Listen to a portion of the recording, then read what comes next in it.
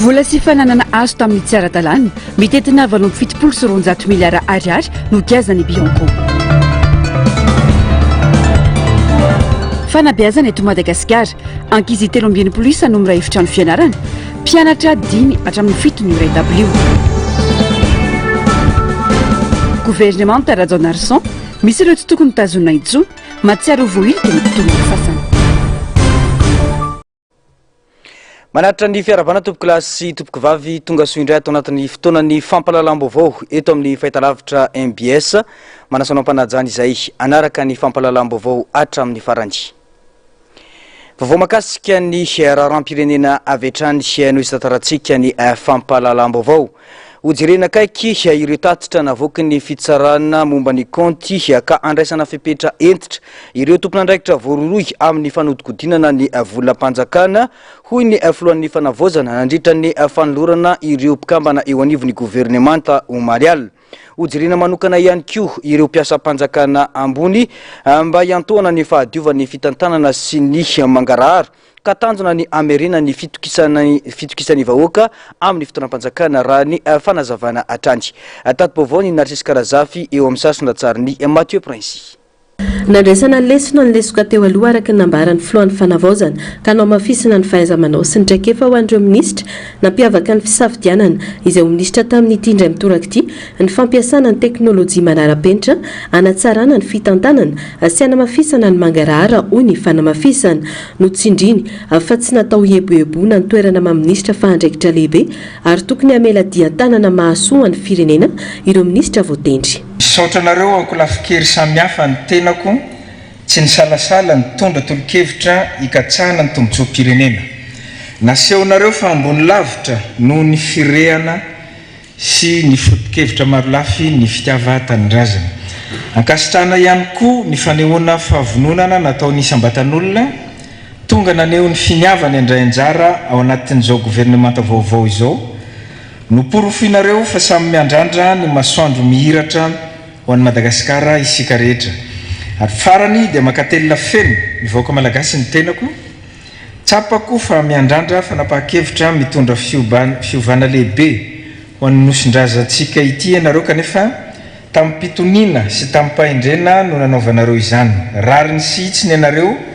raha sarom-piaro amin'ny foto-kevitra ijoroany izao fitondrana izao satria tsy manana afa-tsy tia nosy ity isika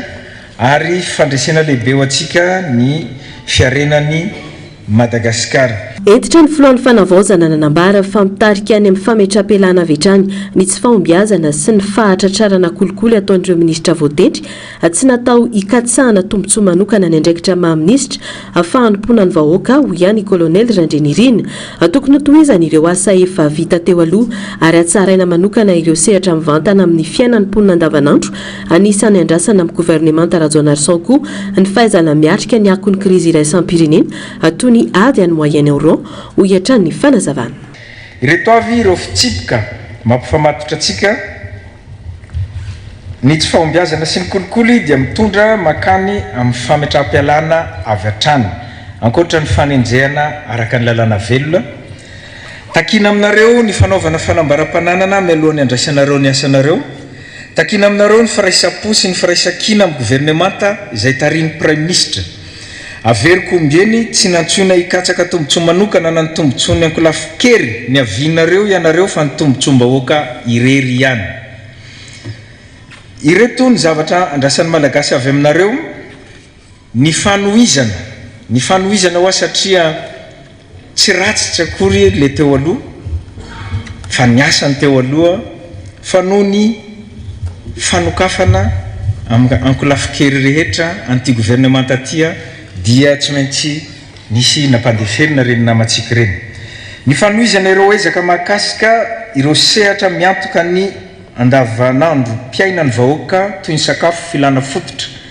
ny angovo, ny fandriam-pahalemana sy ny sisa. Nanamafy ny filohan'ny fanavaozana afa tokony hapetraka lahara-pahamehana ny ady amin'ny kolikoly izay sokajiana ho fototry ny fahantrana eto amin'ny firenena. fa ministra mahavitany manarina ny firenena sy mitondra azy makany amin'ny fanavozana no ilaina hoy ny filohan'ny fanavozana nandritra ny fanolorana ireo mpikambana eo anivon'ny gouvernemanta Radjonarson teny amin'ny lapam-panjakana Iavolo Omalio. 7 andro taorian'ny fanendrenan'ny prime ministra no ateraka ny gouvernemanta izay ahitana ministera 720 ny telo amby folo tamin'ireo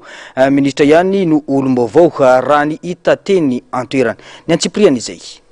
Natolotra alina ireo ministra 720 mandrafitra ny gouvernemanta Mamptina Radjonarson, gouvernemanta faharoa amin'ny fitondrana fanavaozana atao anatiny 5 volana nijoroany, misa 17 ireo ministra tafaverina tamin'ny toerany, alatoka 13 ireo olom-baovao ary 7 no vehivavy. Ministra ny folo alinda ny général de division Razafitombo Eli Mamniriny, ministra ny Rarambahiny Alice Ndiaye, tafaverina ho ministra ny fitsarana Ramatoa Faniry Sohernaivo, tafijanona ihany koa ny ministra ny aditany sy ny fitsinjara-pahefana Antra Velonjara Tiaray Rakotonandrasana sy ny ministra ny toe-karena sy ny fitantanam-bola Ramiarson Erinjatovo Aimé, ministra ny filaminam-bahoaka ny inspecteur général de police Eric Michel Olisoma Idrissa, ministra misahana ny fanavaozana Antra Razafy Manatsoa, ministra ny fanajariana an-tany sy ny rarahantany ny général de division Lilson René de Roland, ministra ny fahasalamam-bahoaka Monira Mananga, ministra ny fampianarana teknika sy ny fampiofanana arakasa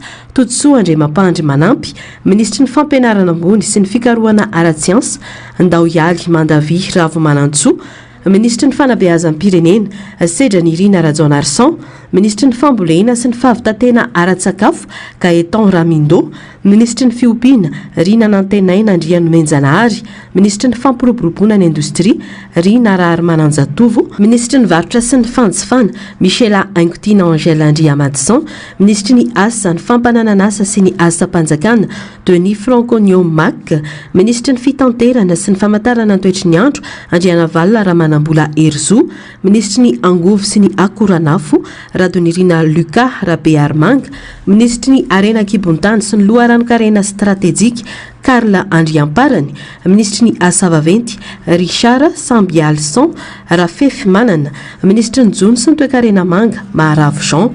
ministra ny tontolo iainana sy ny fampandrosoana Lovainjafy Andriantsala Aristide, ministra ny fizahantany sy ny asa tanana Lucie Vlolinienne, ministra ny rano ny fanadiovana ary ny fidiovana Minsoa Anjaratiana Elia Razafiniaina, ministra ny fampiroboroboana ny atao arakajy mirindra ny postra sy ny fifandraisan-davitra Mahefa Andriamampiadana, ministra ny ponina sy ny firaisan-kina Voanginirina Katiara Kotoniaina, ministra ny tanora sy ny fanatanjahantena Alain Désiré Rassambany, ministra ny serasera sy ny kolotsaina Ogaskara Fenso Mandrindrarivony, ministra délégué misana ny gendarmerie amin'ny pirenena ny général de division Marie Mabama, tsy tafaverina ho ministra itsony kosa ny ministra ny Rarambahiny teo aloha Razana Mahasoa Christine, ny ministra ny fanabeazan'ny pirenena Antriny Anakarena, eo ihany koa ny ministra ny asa sy ny asa panjakana Florence Soatina Petit Leon, ny ministra ny ponina teo aloha Rary Nirina Sidonie, ny ministra ny angovo sy ny akoranafo teo aloha Ralitera ny Ando, tsy voatendry itsony ihany koa ny ministra ny asa vaventy Razafindranaivo Henri Jacob, novaliana ny fangatahan'ireo syndika ny mpiasan'ny ministera ny fambolena sy ny fiompiana ka lasa ministera manokana ny fiompiana, ny an'mpandrarahany fonja kosa dia mbola eo ambany elatry ny ministera ny fitsarana treto atao ry fampafantarana ireo ministra 720 ireo moa dia niatrika avy hatrany ny filakevitry ny ministra izay notariany filohan'ny fanavaozana izy ireo. Faniroso avy hatrany tamin'ny filan-kevitry ny ministra ireo mpikambany gouvernemanta vaovao taorian'ny fanendrena azy ireo omaly teny amin'ny lapam-panjakana Iavolo. Noraisina nandritra izany ny didim-panjakana manendra ny rasolofony Irina Benig Janvier ho talidy général mpisotoerana eo anivon'ny orinasa FSM na ny fonds souverain malagasy. Voatendry ho secrétaire général lefitry ny gouvernemanta nandritra izany Irakotson Alphonse sy Irenève Solalaina ho talian'ny kabinetra civil ny prime ministre. Ankoatra azy ireo nanendry ny mpiasam-panjakana ambony maro ny filan-kevitry ny ministra. Nivoaka ny didim-panjakana manendra ny Rakoto Malala ary Liva ho lehibe ny faritra Vonjomaika amorony Mani, manampy Sofaratiana lehibe ny faritra Vonjomaika ao Bonglava ary ny général de brigade Raherindjanahary Pierre Raymond no ho lehibe ny faritra Vonjomaika ao Matsiatra ambony. fa sesilandy ireo fitakina nataon'ireo syndicat ny mpiasan'ny ministera isantsokajany taoriny faharavany gouvernemanta rajonarvelo sy ny alohan'ny fananganana ny gouvernemanta rajonarson taoriny fanendrena ireo ministra omaly nilaza ho afapo tamin'ny fitakina nataony ireo syndicalista na dia misy tamin'ireo fangatana nataon'izy ireo aza no tsy nivaly sy tsy voapetraka raha ny faneho-kevitra nambaran'izy ireo anefa fa vonina tanteraka ny syndicalista iara-iasa amin'ny fotoanam-panjakana manoloana izany fampandrosoana ny firenena izany tato bavao ny Narcisse Karazafy eo amin'ny sarotry ndratsariny Mathieu Princy. Mafy ny adiny hatrehana mitontola satria mbola maro ireo olana tsy voavara ny fanazavana nomeny syndicat Saint-Pifafi eo anivon'ny ministera ny fiompiana androany atanjona ny anatrarana ny fanavaozana marina nakasitrahany ity syndicat ity ny fanapahan-kevitra ndraisin'ny filohan'ny fanavaozana sy ny premier ministre ho ny fanazavana nomeny solitenany syndicat izay nanamarika raha tena mila fanavaozana marina dia tokony alana ny kitrano an-trano. Tsy tratra ilay tanjona fanavaozana marina miainga ao anatin'ny tokantrano ministera tsirairay avy sy ny toe-tsaina sy ny mpiasa tsy voaka eny ivelany hatraiky amin'ny tantsaha velively ny fanavaozana mora ny teny mora ny kabary fa eo amin'ny sehatra ny fiompiana manokana dia tena lavaka be potika tanteraka ilay ministera ho vatananao andre matoka dia mankahery ianao izay rehefa nolotanana aminao sehatra ny fambolena dia rahantsika malala ihany koa zava-misy fa mikaikaiky ny tantsaha hijeren'ny lafiny tamatavy izay efa nidradradradraina teo hatramin'izao ka dia homafy ny adina ho anay syndicat na ho an'ny zareo izay nomena ny toerana izay tsy sanatria hoe mpanakorotana ho averiko indray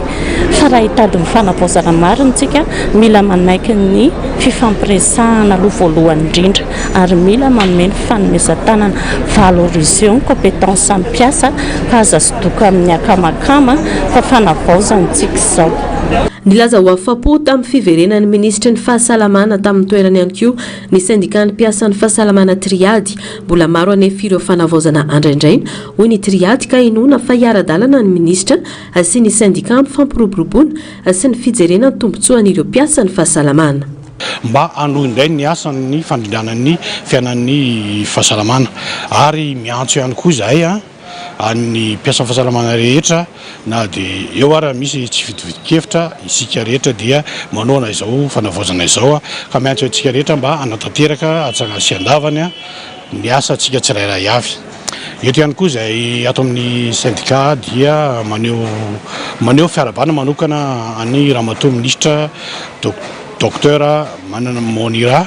izay voatendry eto anivon'ny ministeran'ny fahasalamam-bahoaka mirary azy izahay mba avita soa avita tsara an'izany asa izany ary mba hitondra vokatra tokoa ho an'ny vahoaka malagasy ny asa izay sahoanina. Atsapa faniaino ireo syndicat ny filohan'ny fanavaozana atao ariny antsoavo ny amerenana ny ministra ny fitsarana ho kosa ny syndicat ny mpandrarahany fontsy fanamby napetraka ny ministra ny fitsarana ny anatanterahana ny fifanarahana tamin'ny syndicat ny mpandrarahany fonja raha ny fanazavana no meny syndicat ny spapm saro-piaro ary maniry ny anohizana ny ezaka efa natao teo anivon'ny ministera izy ireo na dia mbola tsy voavaly aza ny fitakina ny ametrahana ny sekretera mpanjakana misahana ny fandrarana ny fonja. Ramatoa ministra ny fitsarana dia efa nisy protokôly ny arana natao aminazy izay nisoniavinay rotonta ho fanatanterahana nireo fitakina maro samihafa ary nanaovan'ny ramatoa ministra fanamby taminay tsy maintsy atao izany raha mbola izy no membre ny gouvernement ka izany tena antony na saro-piaro anay taminy mba ho famerenana azy eo anivon'ny ministera eo ihany koa mampitolona azy satria raha nisy olona nitolona teo anivon'ny ministera ny fitsarana dia izahay mpandrarahany fonja sy ramatoa ministra ny fitsarana irery ihany ay manaiky ny lamma sady zay koa matoky azy raha teo araka ny teniny taminay foana ombenimbeny zaho izy matotra an'Andriamanitra vavaka aho izy fa atao io zavatra io fa tsy mbola amin'izao ka izay matoky azy satria raha tamin'ny farany teo zay efa nieritreritra tokony ho natao tamin'ilay gouvernement farany teo ilay izy dia izy mihitsy nampiantso anay hoe aleo amin'ny fandaminana manaraka tsy maintsy ho ataontsika ilay izy fa mahareta fa mbola betsaka zavatra mila ho alamina. Fandresena lehibe ho an'ny syndicaliste nahatafiditra ny filohan'ny SSM nan'ny Solidarité syndicale de Madagascar ho ministry ny fitanterana ho ny sekretera général ny syndicat ny fandrarana ny fontsy isan'ireo atidoha nampahombony tolona natao iandriana valona Herzo ary nomafisiny fa tsy diso safidin'ny filohan'ny fanavaozana nanendry azy amin'ny toerana io. Mbola manodidina izay vaovao makasika ny fananganana ny gouvernementa izay atrantry dia betsaka ny faneho-kevitra ataon'ireo mpanao politika sy ny mpanaraka raharam-pirenena taorian'ny fampafantarana ny mpikamba ny gouvernementa vaovao omaly iny. Ao ireo milaza fa mampametra-panontaniana ny fisafidianana izay nataon'ny filohan'ny fanavaozana sy ny prime ministre lehibe ny gouvernementa amin'ireo mpikambana eo anivon'ny gouvernementa vaovao. Misy ireo milaza fa betsaka no tsy tokony notazomina intsony tamin'ireo mpikamba ny gouvernementa teo aloha saingy notazomina izany arak'izany dia mbola ady hevitra be ny makasika ireo mpikamba ny gouvernementa izay notazomina ireo arahoary ny fanadadiana makasika izay eo amin'ny rindrantsarany tahiriny. Ministra 17 voatazona amin'ny toerany 13 kosa no endrika vaovao manahirana ny zavamisy hoy ny mpanao politika. Tsapanandritra ny fitononana ny momba ireo ministra omaly fa misy vitsivitsy no tsy tokony hitazona ny toerana nomena azy akory. Ekena fa tsy afaka ny hitsarana azy ireo ny efa-bolana ho an'ireo ministra efa mpikambana teo aloha. Saingy miariary loatra ny fialokalofana ao anatin'ireo voalaza fampitolona teny an-kanja kanefa fiainam-pirenena sy fiainam-bahoaka no hotantanin'izy ireo hoy ny antoko safidin'i Madagasikara. Tsy sasatra ny antoko miantso ny filohan'ny fanavaozana mba hijery akaiky ny olona ho tendrena tahaka ireny raha ny faneho-kevitra. Le teo aloha sarotra amiko ny andeha hitsara ny tsirairay ao anatin'le ministera reny satria fohy le fotoana kanefa na izany na tsy zany ary misy tamin'ireny ministra reny tsy ray tsy roa nampitatana ny orinasa-panjakana no efa nanao fotana mafaty. Zany hoe raha tena le Madagasikara tombontsoa ambonin'ny firenena no tena tsonjovintsika malagasy aoka kosa aloha le olona tena mety amin'le toerana no apetraka amin'le toerana.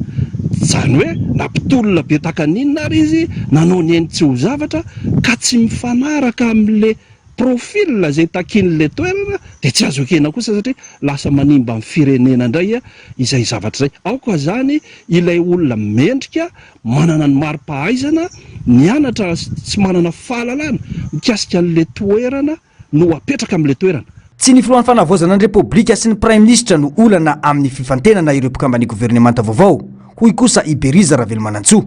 Betsaka ny zavatra tsy azo tantaraina imasim-bahoaka saingy ao anatin'ny fanavaozana ny firenena ka ilaina ny manatsara sy manavao ireo lesika hita izay efa tsy nampandroso teto amin'ny firenena. Fa io moa tsika mbola anatin'le resaka hoe fanavaozana dia mbola misy zavatra avaozana. Dikan'izay zavatra zay misy zavatra tsy azo koa ho tantaraina eto fa mba mijanona ho ana samy rery fa ny azoko resahana fotsiny fantatro ny antony na elimine tao anatiny iny membre du gouvernement ny joro teo. Ny ziny moa makahery atsika tanora. Makeratsika tanora ny tenako. Maro sika nangataka androany, andao tsika nao conférence de presse, andao tsika nao mouvement Berija, andao tsika ietsika fa efa tsy considéré tsony ny tanora. De za zany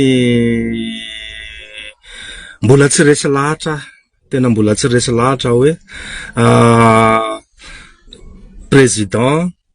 tsy considéré tanora. Tena hoe tsy mino an'izay satria fantatro ihany izy. Eo koa io premier ministre zay nivoaka tanatin'ny tolona io tsy noko koa hoe premier ministre io ny anary an'ilay tanora fa ny zavatra rehetra misy fotoana, ny zavatra rehetra misy antony. Na inona fijery mitodika amin'ny vokatra andrasana trano ny mason'ny vahoaka. Gouvernementa mahavita azy, mahavaly ny filan'ny ponina ary mitondra fiovana hitamaso. Ao anatin'izany indrindra no itsapana raha tena ho zary ery manosika ny fampandrosoana ireo voatendry sa hijanona ho resabe ara-politika indray ny fanantenan'ny maro raha ny faneho-kevitra atrany. lafa mavao afatanteraka kosa vola maherin'ny 7.7 miliara ariary noho ny gazana noho ny resaka kolikoly raha nitatitra nataony Bianco tamin'ity androany ity. Nahatratra 2.7 ny trangana kolikoly no raisina antanana ka 2.7 tamin'ireo no nampidirana olona amponja raha ny tatitra atrany. Ministra iray mpikambana amin'androm-panjakana miisa roa kosa no nanaovana fanadihadina raha toka piasa mpanjakana miandraikitra ny sehatry ny fananantany no betsaka indrindra amin'ireo. Tato-baovao ny Andro Miaratina eo amin'ny saritry-ndratsariny ny Arotanjo. Vola sy fananana azo tamin'ny tsy ara-dalàna mitentina 7.7 miliara ariary no nogazany Bianco ny taona 2022 raha nitatitra avy amin'ity sampana ity. Tafiditra ao anatin'izany kaonty any amin'ny banky 7.10 vinavinaina mitentina hatrany amin'ny 2.20 miliara ariary. Fiara 1.10, moto 4, sambo ray, tany mahery ny 7.7 hektara sy trano misa 1.20 ary arena kibony tany milanja 7.4 taonina. 46 cas tamreo de makasika détournement na deniers publics et finances publiques avokoa tamreo. Ary 9 cas tamreo dia grand contrat public. Misy ny sasany moa mety resantsika kely eo ihany amin'ny mode opératoire. Ary 9 tamreo resaka marché public. Zay zany nazahoana ny reto vokatra zay lazaina amitsika reto. Raha nahitatsika tamin'ny 2024 mbola latsaka be ny ataontsika hoe tête bide nireo recouvrement zay natao aty amin'ny phase-na saisie et gel des comptes reo. Fa tanty taona 2025 de tena niakatra en flèche lay valeur ilazana amitsika zany fa nisy ezaka goavana natao ny braomaleté na dina mikolikoly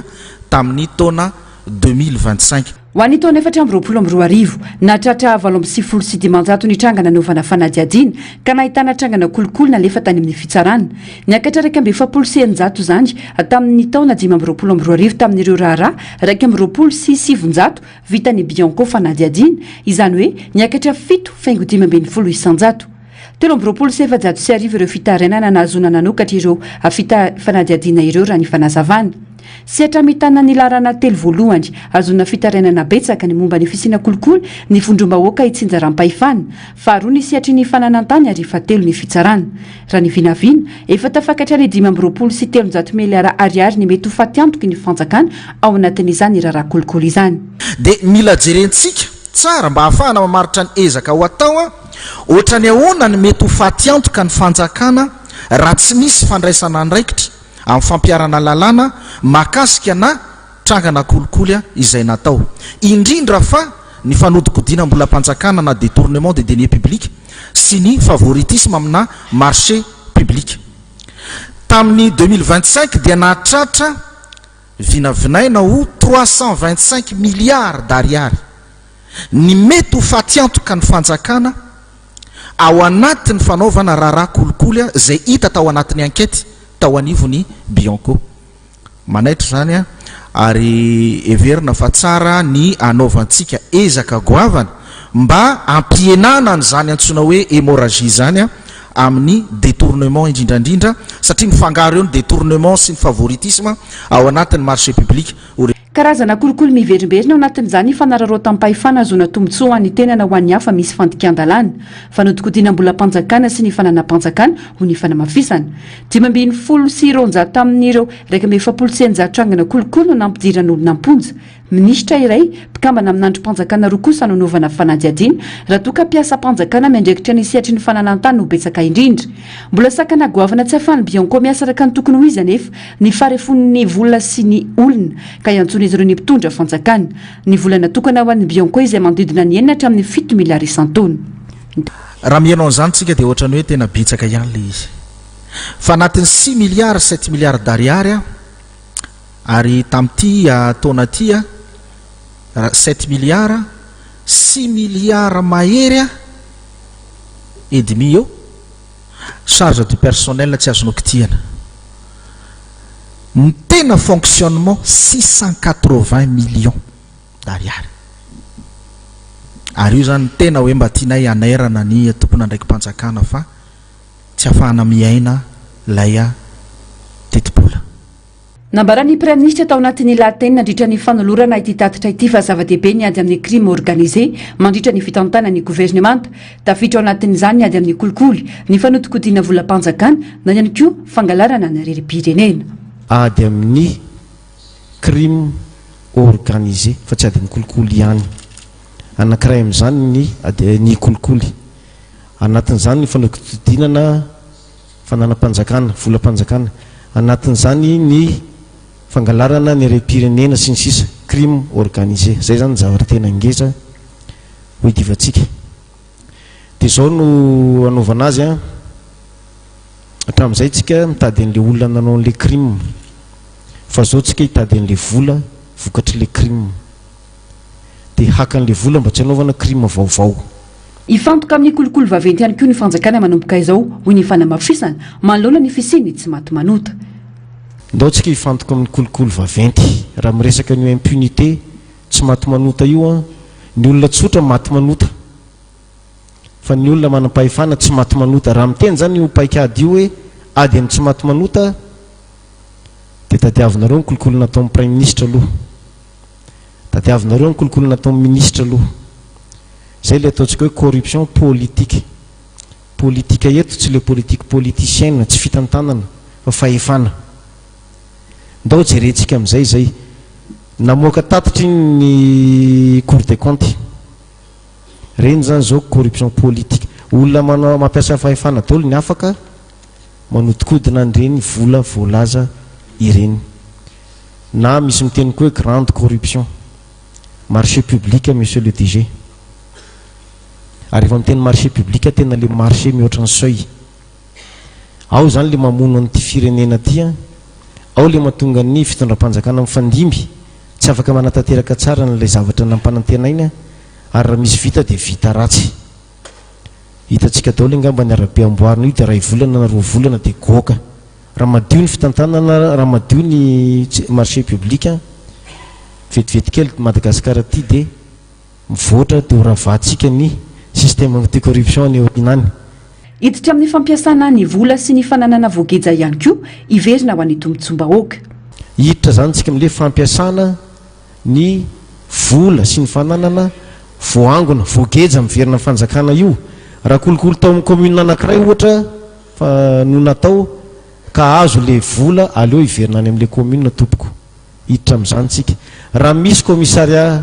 de sécurité publique anankiray tokony hatsangana amin'ny toerana anankiray misy trano saisie ao na confisqué dia ndao omena an'le commissariat izy ahafahana miantoka ny fandripalemana hiditra amin'ny fampiasana ihany koa zany tsika zao an'le fananana voageja fa tsy hoe caisse unique ny principe hiala amin'le principe tsika io anao dérogation tsika caisse unique affectena le izy afaka anao affectation tsika ahafahana miady ampiasaitsika anoanana an'ireny structure anticorruption reny tsy mbola any amin'ny tanjona isika ankehitriny ka mitaky ny fandraisana andraikitry ny rehetra amin'ny ady amin'ny kolikoly tonga teny amin'ny ivitoerany bureau malio teny adiana amin'ny kolikoly na natanteraka fitsidina rapomba ofisialy ny prime ministre androany nampisongadina ity fionana ity ny fanamafisana ny ady amin'ny kolikoly eo amin'ny tany sy ny firenena raha tsy ahifina efa nisana ny andraikitra mahatale teo anivon'ny Biancomo ny prime ministre iverina vetivety ao anatin'ny tontolon'ny politika isika ao anatin'ity vaovao manaraka ity ministera telo no nanatanteraka fifamindram-pahefana teo amin'ireo ministra teo aloha sy ny vaovao tamin'ity androany ity ny fototra tamin'ny fanajana ny fanjakana tandralana ny fitondrana fanavaozana ary ny fianonany fitarainan'ireo mpiasa sy ny fijerenana ireo olana fototra sedrainy ministera ny fanambon'ireo ministra vaovao nandritra izany Narcisse Karazafy sarisindratsarin'ny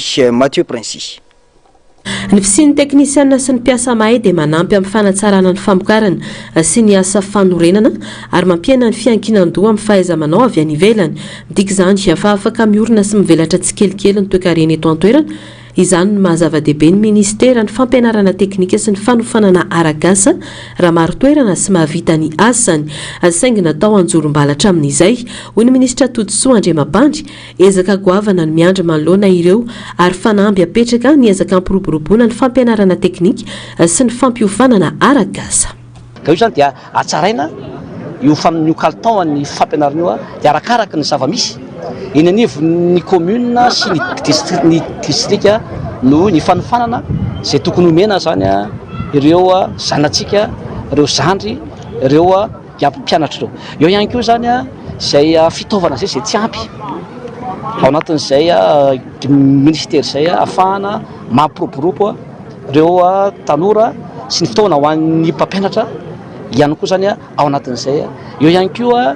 ny resaka vacation zany zay misy tara ary tena kely de kely zany vacation ho an'ny mpampianatra zay zany de tokony mila jerevana ary iady ao iny anivon'ny gouvernement zany ao anatin'izay eo ihany koa zany ny fofotra-drafitrasa zay tena hoe tsy ampy zany collège eo amin'ny 20 mahery ny CFP collège ny lycée technique zay tsy ampy eto Madagasikara zany de tokony asandrahaka eraky ny commune sy ny lycée raha tiatsika hovanina ny firenetsika ireo taranakitsika ireo de tokony ampiny zany ary tokony atsaraina zany ao anatin'izay rehetra izay hotoizana ny asa ary tsy maintsy apetraka ny fanjakana tsara tantana ho kosa ny ministra ny fitanterana sy ny famantarana ntoetry ny andro avao andriana valona raha manambola Herzo tsy azo ekena ny kolikoly ary ampiarina ny fomba fiasa mifototra amin'ny fahombiazana sy ny fandraisana andraikitra everiko fa tsy mifanalavitra ary manome tombony manokana ahy ny mahalohana syndicat amin'ny famahanana izay olana diavy ny ministera izay ity ministera ity moa zany ministera anisan'ny ngezy satria misy ato daholo ny feany rehefa resaka hoe fitaterana eo ihany koa ny famantarana ny toetrandro dia everiko fa hanampy ireo mpiara-miasa rehetrarehetra izay fahatsiahiviko foana hoe kamarady ireo namany ireo ary ireo ihany no afaka mampandroso an'ny ministera dia ahafahan'ny firenena malagasy ihany koa zany mioty nyzay vokatry ny asa izay ho atao ato ministera izay zay ny tena zava-dehibe ao anatin'ny anandray ny asany tamin'ny fomba ofisialy androany ihany koa Ramindo Gaetan ministra ny fambolena sy ny fahaleovantena ara-tsakafo asiry andriany menjana ary nanantenaina ministra ny fiompiana ny solotoerana ny ministra teo aloha Rasata ary manana José Nirina lara-pamiana ny fanatsarana ny famokarana ara-pambolena ny fanohanana akaiky ireo tantsa ny fandrindrana ny vidim-bary ary ny fametrahana paikady maharitra hiatrehana ny olana ara-tsakafo mpamiana angamba efa iarahantsika malala ny olana mahazo ny tantsaha amin'izao fotoana izao mahakasika ny vidim-bary dia hiaraka amin'ireo ministra rehetra voakasika zany ny tenako hitady ny vahaolana amin'izy io miaraka amin'ireo sehatra tsy miankina sy miaraka amin'ny tantsaha ihany koa izay voakasika izay olana izay ankoatr'izay moa dia hotohizana ny fanampiana sy fanohanana an'ireo tantsaha izay voakasiky ny loza voajanahary indrindra fa tamin'ny faritra atsinanana sy analanjirofiny vary safotra moa zany dia efa najanona moa ny fanaparianana izy iny ary hojerena ny fiantraikany izay efa naparitaka ka andraisana fepetra miaraka amin'ireo siantifika antsika rehetrarehetra zany no hijerena ny fandaminana momba an'izay nanambara ny fahavonona dia namafy ny sehatry ny fiompiana eto Madagasikara amin'ny alalan'ny fiara-miasa sy ny fanatsarana ny vokatra kosa ny ministra ny fiompiana Randriana Menjana Ririna ny fiompiana izay mitana anjara toerana lehibe amin'ny fampandrosoana ny eny ambanivohitra ka tanjon'ny ministera na mpiakatra ny lanja ny fiompiana izay departemanta mitokana manomboka eto ny fiompiana sy ministera amin'ny fambolena dia tena hoe mpirahalahy mianala zany izahay ao anatin'le izy satria mifampiankina ireo sy ampiarina anankiroa ireo misy rafitra iraisana tsy maintsy iraisanay misy fifampiresahana ihany koa na aminako sy ny ministra ny fambolena sy ny fahavitena ara-tsakafo na amin'ireo mpiara-miasa rehetra atao anatin'ny ministeran'ny fiompiana moa zany dia ministera tena karazany hoe voatsangana mihitsy ao anatin'ity gouvernemanta vaovao ity dia ny lahara-pahameana nefa dia mazava-be tsotra be le izy dia ny fampiroboroboana ny sehatry ny fiompiana rehetra manerina ny Madagasikara ninina le fiompiana mahantra loatra ny tantsaha malagasy ary lalana anankiray anampiana ny vola miditra isa-tokantrano a ny fampiroboroboana zany sehatra fiompiana zany a naiza misy azy eto Madagasikara. Toto Sandroany moa ny fifamindram-pitantanana teo amin'ireto ministera telo ireto. Fa olona enina no natolotra ny teo anatrehany tendrom-pitsarana miady amin'ny kolikoly na ny paka ny alatsinainy ny lasa teo. Nahiditra ponja vonjomaika eny amin'ny fonjana Avaradrano ny telo tamin'izy ireo, raha napetraka eo ambany fanarahamaso ny fitsarana kosa ny telo hafa miandry ny fotoam-pitsarana azy. Voaroiroy tamin'ny famoahana laza adina mialoha nandritra ny adina fifananana idirana ho mpianatra ho mpitsara sy prak-drara eny anivon'ny sekoly ambony NMG izay nataony volana Desambra 2024 lasa teo avokoa ireo olona enina ireo. Raha ny fampitambo avao avy amin'ny Bianco izay nanao fanadiadiana mikasika ny fisin'ity tranga ity. Fantatra nandritra izany fa ray tapitrisa ariary no namarotana ireo tambajotra mpivarotra sy mpamoaka laza adina isaky ny taranja amin'ireo mpiadina tsirairay any anatin'ny WhatsApp. Tontolon'ny fanabeazana mbola maro ny fanampisedrain'ny setrin'ny fanabeazana eto Madagasikara indrindra eo amin'ny lafiny fotodrafitrasa sy ny kalitao ny tontolo izay ianarany ankizy. Na dia eo aza ny ezaka ataon'ireo rafitra samihafa isan'izany ny FFI dia mbola hita taratra eny anivon'ny sekoly maro eto amintsika ny tsy fahatomombanana. Fantatra ireo androany nandritra ny tatitra izay nataony skor tetikasa izay manaramaso ny fahitsina sy ny fitantanana eny anivon'ny sekoly eto Madagasikara. Nantsiprian'izay eo amin'ny rindratsara ny tahiriny ay. Sekoly miisa 4,700 miparitaka amina faritra 4 manerana nosy dia Analamanga, Tsimondrefana, Androy, Anosy, Menabe, Vatovavy, Fitovinandry no nanaovany tetikasa suivi citoyenne par les OSC de la transparence et la redevabilité de l'éducation na skor fanadiadiana momba ny fepetra enan'ny sekoly ka ao anatin'izany ny fotodrafitrasa. Betsaka ireo tsy fatomombanana mitranga eny anivon'ny sekoly na dia hita aza ny ezaka ataon'ny FFI. Ny 5.70 amin'izy ireo dia CEG ary 7.700 amin'izy ireo dia EPP. Ny vokatra lehibe azo tenenintsika zany androany dia hoe nahitana fahombiazana tamin'ny fitantanan'ny FFI ny sekoly. Zany hoe amin'ny ankapobeny dia niatsara raha noharina tamin'ny vokatra teo aloha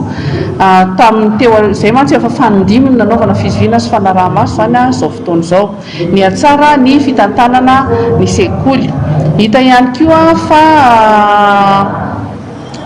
miavofen'izy ireo ny andraikitra. Ny indro kely dia somary niemotra kely izy ireo tamin'ny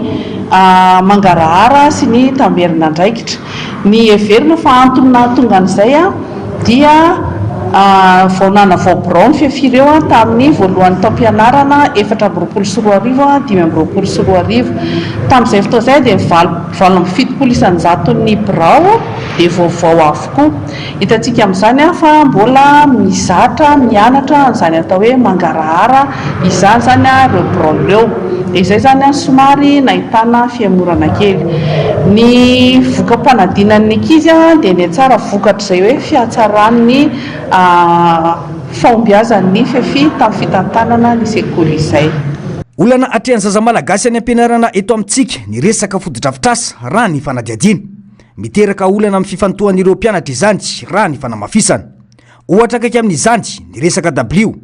Mpianatra 5 ka hatramin'ny 7 no iray W. Raha toka telo kosa izany ho an'ny sekoly eto Analamanga. Rehefa nanontaniana zany ireo mpisitraka ny fanabeazana sy ny FFI dia hoe eo amin'ny 500 ny fahafapo no hita. Zany hoe mbola lavitra fahafapo raha fampiasana ny fitaovana enti-mampianatra. Tahaka izay ihany koa eo amin'ny W ipetrahan'ny mpianatra dia mbola hita fa mbola tsy manakaiky akory ny tokony ho izy satria mbola misy raha ohatra hoe tokony ho izy dia roa zaza roa ny mipetraka amin'ny W iray dia nefa ny zava-misy zany mbola misy hatramin'ny 7 mipetraka amin'ny W iray. Mazava ho azy moa fa tsy mipetraka amin'ny W izy fa antotanisa izay fa misy zany tsy mipetraka amin'ny W. Raha ny antotanisa hatrany ambony be ny isan'ny mpianatra iray klasy. Amin'ny ankapobeny manko ankizy manodidina ny 3.70 no iray efitra ny fianarana any amin'ireo sekoly ambaratonga fototra. Mihoatra ny 4.70 kosa izany ho an'ny ambaratonga faharoa raha ny fanadiadiana hatrany.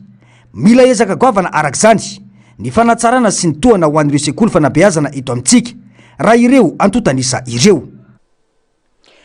Fa niazo any Malabo renivohitry Guinée Équatoriale ny filohan'ny fanavozana ny République ny Madagasikara ny colonel Mikael Randrianirina kananainga io maraina io iona manokana amin'ny filohan'ity firenena ity ny tenany raha ny fanazavana fidiana ofisialy izay tafiditra ao anatin'ny tanjony fitondram-panjakana ny amin'ny fisokafana amin'ireo mpitondra afrikana eo ihany koa ny fitadiavam-baolana anesorana tsikelikely ireo sazy mbola miantra amin'ny Madagasikara tokony ho tafiditra amin'ny fionambe ireo firenena mivondrona ao amin'ny Afrique Caraïbe Pacifique na ny ACP ao Guinée Équatoriale izay ho tontosaina ny 7 ny volana marsa ho avy izao ity fionana ity saingina roso no ny fahatsiarovana ny 7 marsa 7/7 izay atao eto Madagasikara. Tao aratsika ny fanazavany. Ny tena tondy voalohany moa zany dia le tokony nanatrika ny fihaonana ino moa zany fihaonana tampony somea ny ACP amin'ny 28 zao any Malabo fa noho ny mahazava-dehibe ny 7 mars eto Madagasikara dia tsy afaka hiandry an'izay ihany ny tena koa dia nangataka fihaonana an-tampony ihany koa amin'ny filohan'ny Guinée Équatoriale dia Androany Tolakandro ny tokony hihaonana amin'ny rahalahy zay fihaonana tafiditra amin'ilay fateneniko ambenimbeny foana hoe fitetezana an'ireo namana filoha afrikana mba ahafahantsika mifampiresaka momba ny sazy izay mbola mahazo ny Madagasikara ao amin'ny africaine zay tsy afaka manatrika ny réunion na fihaonana eo anivony Union africaine zay zavatra zay no antondy androany amin'ny volana ambony mbola misy filoha afrikana hafa ihany koa zay mbola hovonjena mba ahafahantsika manalefaka zatrazazy. Vaovao avy eto Antananarivo renivohitra kosa indray roso manomboka amin'ny herinandro avy io ny tetikasa projet intégré d'assainissement d'Antananarivo na ny PIA andiany faharoa ho an'Antananarivo renivohitra. Atanjona amin'ity andiany faharoa ity raha ny fanazavany ireo mpamatsy vola ny fialana amin'ny tondradrano mandritra ny fitoapahavaratra ho an'ny ponina Antananarivo sy ny tanàna Antananarivo. Isy noho izany ny fandaminana tsy maintsy atao mba ahafahana manatanteraka ny asa indrindra eo amin'ny lafiny fifamoivozana raha ny fanazavana. Tato-baovao makasika izay eo amin'ny riratsariny tahiriny. Anatsarana ny rafitra fanadiovana sy adina amin'ny tondradrano izay olana iray miverimberina eto Antananarivo renivohitra ny tetikasa projet intégré d'assainissement d'Antananarivo na ny PIA andiany faharoa araka ny tatitra ofisialy nahatratra 430 tapitrisa euro ny teti-bolana nampiasaina tamin'ny PIA andiany voalohany avy amin'ireo mpiara-miombona antoka iraisam-pirenena ny ankamaroany io famatsimbola io ka ny Agence Française de Développement na ny AFD no nandray anjara lehibe indrindra niaraka tamin'ny vondrona Européenne. Nisany koa ny fandraisana anjara ny fanjakana malagasy tamin'ny fanoanana sy ny fanatanterana ny tetikasa irosona amin'ny zoma fa ny volana aprily izao ny andiany faharoa amin'ny tetikasa PIA ka ny fanatsarana sy ny fanamboarana ny fatsondrano miainga avy eo amin'ny farinanosy miazo any Mahamasina no irosona voalohany izay vinavinaina ho vita mialohan'ny 1 ny volana Jolay 2024 raha ny fanazavana. Ny antonanimboana ny asa amin'ny loteran'ireo moa zany dia ao amin'ny loteran'ireo misy ataontsika hoe canal principaux misy eto Antananarivo renivohitra izay ivarianan'ny rano rehefa tonga amin'ny fotoana rehetra indrindra ny fotoana fahavaratra dia zay ny antony hoe ireo toerana telo ireo roa moa amin'izao dia ny fahatelo eto Antananarivo eto Analakely dia amin'ny toeran'ireo ny rano no mivarina dia ireo zany no tsaraina ny fivarianan'ny rano zany hoe ireo canaux ireo zany mitondra canaux principaux izay fitentsika anazy no hitondra ny rano ireo akabetsahany rano izay mivaly eto Antananarivo mandeha manara azy any amin'ny ranony pio. Raha ny fanazavana avy amin'ny AFD hatrany dia ny volana aprily no atomboka ny fanamboarana ny fatsondrano eo amin'ny stade Malakama Antanimena. Isan'ny olana ny fanorenana tsy ara-dalàna eto andrenivohitra ka antony somary mampanano sarotra ny fikorianan'ny rano rehefa tonga ny rotsakorany. Marina tokoa zay, maro dia maro ny fanorenana tsy ara-dalàna izay misy eto Antananarivo izay manelingelina amin'ny fivarinan'ny rano any anatin'ireo le canaux d'évacuation lazaintsika ireo. Tafiditra anatin'ny tetikasa ny fijerevana manokana ireny toeran'ireny. Raha hitentsika hoe tanteraka ny olan'ny inondation eto Antananarivo azo lazaina fa amin'ny akapobeany ny olana tsy tena hoe tena tanteraka satria eo ny fiovaavoan'ny toetrandro fa na izany zany anena be dia be ny tondradrano zany hoe toetsika raha nahita hoe mety hoe adiny 3 adiny 4 na manandro na andro maromaro ny rano no miandrona amin'ny toerana ray dia ity izy zany somary alako kokoa ny fivariana rano satria miankina amin'ny rotsakorana izay latsaka eto Antananarivo izy tafiditra ao anatin'ny étude zany arakaraka ny rotsakorana no mampahalaky ny fandehanan'ny rano. Raha ny fampafantarana avy amin'ny komina Antananarivo renivohitra dia ho tapaka ny lalana manoloana ny rano nanosy fa ny manaraka ny tambohon'ny Saint-Michel no misokatra ho an'ny fifamoivozana. Foana ihany koa ny fiantsonan'ireo zotra manoloana ny komisariany Mahamasina ka mifindra vonjomaika eo amin'ny tsenan'ny komina Anosy izany. Ho tapaka ihany koa ny lalana manoloana ny stade Malakam izay aharitra 3 volana raha ny fanazavana ihany. Foana ihany koa ny fiantsonan'ny zotra eo amin'ny fivoahana amin'ny FVKFM Antanimena ka miova ho double sens ny lalana mivoaka amin'ny Royal Spirit eo Antanimena. Araka ny fanamafisana moa dia amin'ny fanombohan'ny asa no irosona ireo fandaminana ireo. Fatafiditra ao anatin'ny ezaka iarahan'ny Fatranalamanga sy ireo mpiara-miombonantoka amin'ny ny fampandraisana bebe kokoa anjara ireo komuna ao anatin'ny distrika n'Andriamasina raha ny fanazavana manoloana ny fanamboarana ny lalana miazo ity distrika ity. Natomboka tamin'ny fomba ofisialy ny asa fanamboaran-dalana ho fanatsarana ny fifamoivozana sy ny fampandrosoana ao amin'ity distrika n'Andriamasina ity. Narcisy Karazafy sy Mathieu Princy no mitatitra ny antsipriany izay. Natomboka ny asa fanamboarana lalana amin'ny 170 kilometatra ao an'epoka commune Sabotsy Ambohitrondry ao amin'ny distrika n'Andriamasina izao asa izao izay natao mba hanatsarana ny fifamoivozana sy androsehana ny fampandrosoany ny fotony napetraka ireo fitaovana niboahana ny asa izay miainga amin'ny fokotany an'epoka mampitohy amin'ny commune Alatsinain'ny Bakaro ary toy amin'ireo commune hafa ao anatin'ny distrika araka ny lamina napetraka. Fa mbola tsy mitehaka tsika androany fa rehefa tonga aty raha mahatondehibe ny faritra raha pitso afaka pitso handray an'ilay asa vita rehetra ato anatin'ny 4 commune izay tsika vao tena mitehaka dia mitsofina rano nareo amin'izay hoe navita zalanareo na zany naty zany nefa tsaroana ihany koa ny tenin-drazana hoe ny voatseva masadoa taona ho ny lolo aza manana ny anjarany vao maika ny tantely tompony vo tiako resana eo dia eo izay be ny tanàna izay tompona andraikitra tsy hafa mialana amin'ny atao hoe fampandrosoana amin'ny akapobeny. Lalana no resantsika androany raha mahatonga be ny faritra izay lalan-draha ny famezivezena sy antoko ny fampandrosoana fa ho anay be ny tanàna mbola te hiantaanta aminao koa izay amin'ny fampandrosoana hafa satria ny zaza tsy mianta moa ny ohatrin'ny kamoty. Atomboka amin'ny asa ny terrassement ny fanamboarana ary arahana fametrahana ny kwartity izany mba hiantohana ny faharetan'ny lalana